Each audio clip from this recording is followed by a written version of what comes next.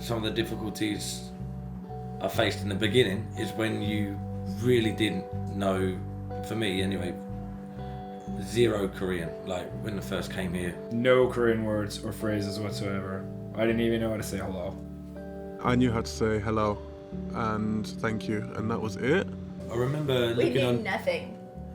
Oh, you knew nothing. I remember looking on YouTube, trying to find how to say hello.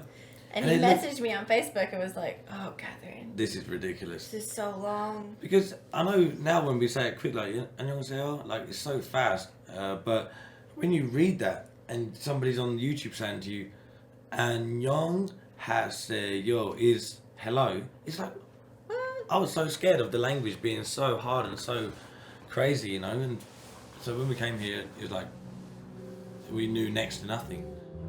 I never really had to learn much Korean. I learned travel Korean and food Korean and introduction. But past that, I don't know how to speak any. I don't know how to speak any of the formal parts of the language.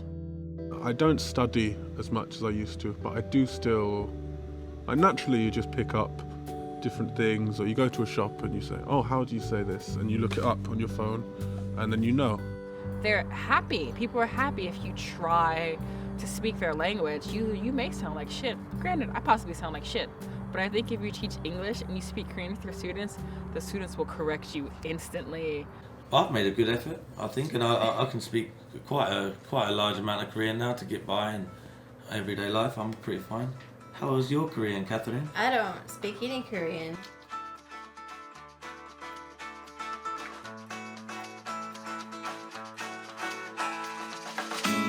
What if I could see?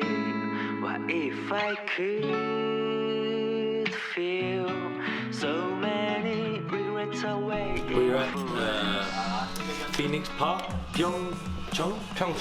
Pyeongchang.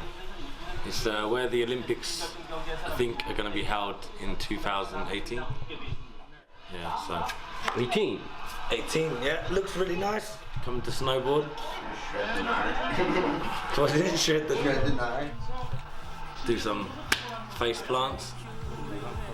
Go down the slopes of my ass. How do you say what the fuck in Korean?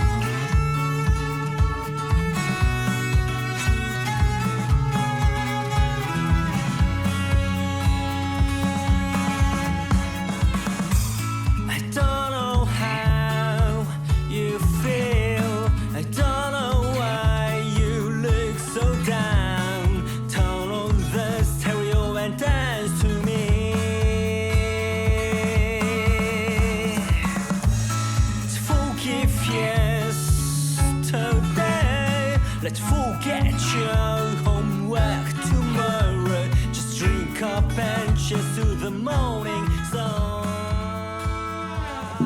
First do that, Othello.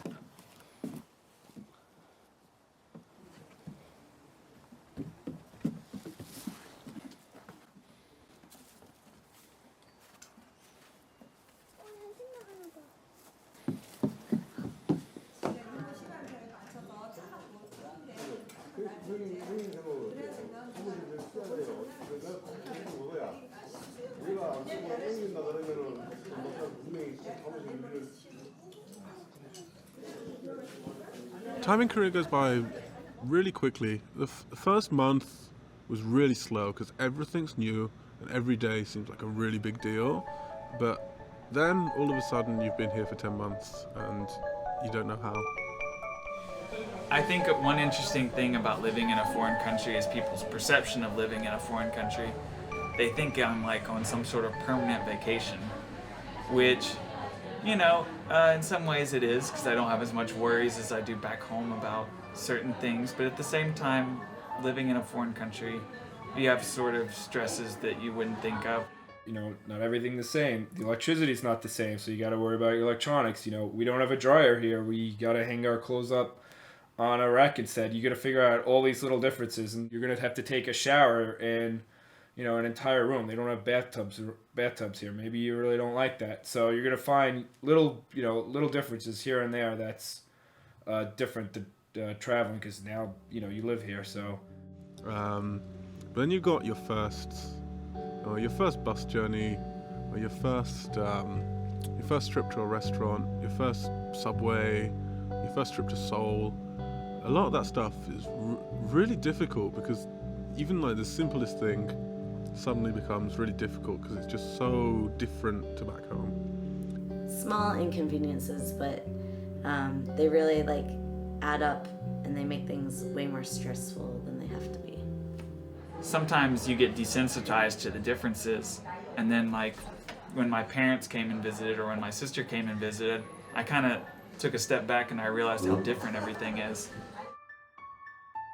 Mine was maybe the lunch and finding Oh yeah, Korean food. new little sea creatures that you never knew existed in soup.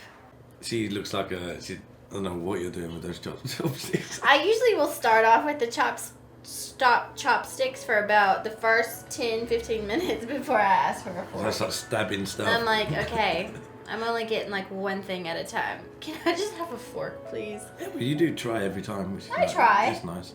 Sometimes Koreans are incredibly easily impressed when I use chopsticks. Catherine Sam. We had a ramen party the other day at school. I bring them their ramen Forks. and I brought them forks.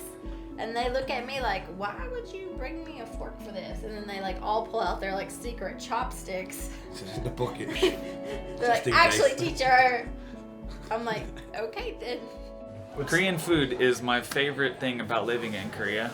I don't know, there's such a wide variety, and it's the kind of cuisine that you don't really get a lot back home. You know, living in Arkansas, I probably only ate Korean food once or twice before I ever came to Korea. Okay, bibimbap, kimbap, Kimchi. obviously, rice. any type of seafood you could think of, and it's really fresh. You get fresh fish, fresh crab, fresh clams, fresh mussels. Lots of little side dishes with vegetables in it. They're usually very delicious. A lot of different flavors. A lot of work put into it compared to other cuisines. I don't know about Koreans. Koreans eat, like, a lot of the time they'll just eat rice and kimchi for dinner. Okay, Korean people usually eat a square meal for breakfast. Unlike Westerners, we always eat like rice, soup, stew, and some side dishes. And very healthy, like that. I think for Westerners, because we don't have big kitchens in our apartments or anything, like, we eat a lot of takeout food. So stuff like kimbap, which is it's like a roll. People say it's like sushi, but it's maybe like blue collar sushi. So stuff like that. Pork's cheap here, beef's expensive. So people eat like pork barbecue here a lot. And then I guess you probably want to ask me about the dog issue. I've had people say, like, oh, have you eaten dog? Like, Koreans have asked me, and I've asked my kids, and usually they say that, oh, yeah, my uncle took me to eat dog or something like that. But I've had, what is weird? I've eaten dog. Most people, oh, you inhuman person, you inhumane. Oh no, you can't eat dog. I've tried dog. It kind of tastes like chicken. I was kind of tricked into eating it, but I ate it. Whatever. Dog meat is very popular in Korea. It's a stamina, really. Many people think that way. And some, okay, even my mom got a surgery, and after recover, she ate dog meat because she believe. Maybe no, not probably. Everyone believes dog meat will give her lots of energy. Yeah, so many people eat it. Yeah, Sinachi. Sinachi is fantastic. I personally, it's gonna be one of the foods that I miss the most in Korea. No joke. Sinachi is a live, uncooked octopus. It's not like you're grabbing an octopus and just trying to eat the whole thing, because octopus, they put up a fight. I've killed 4 octopi, pardon me, since being in Korea, and they, much like any creature would when you're trying to murder it while it's alive so you can eat it, it puts up a hell of a fight. It's throwing tentacles everywhere, it's trying to stick to your fingers and your hands, it's grabbing the knife that you're trying to cut it with, and it's a barbaric and brutal process. You're just chopping the legs off of a living octopus and then taking those legs that still move and still cling to life and cling to everything else around it. You cut those legs up into small little leg chunks.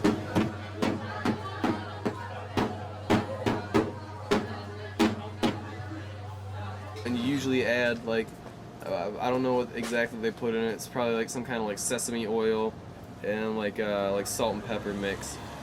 And they toss that together in kind of this like half-dead octopus leg salad, if you will.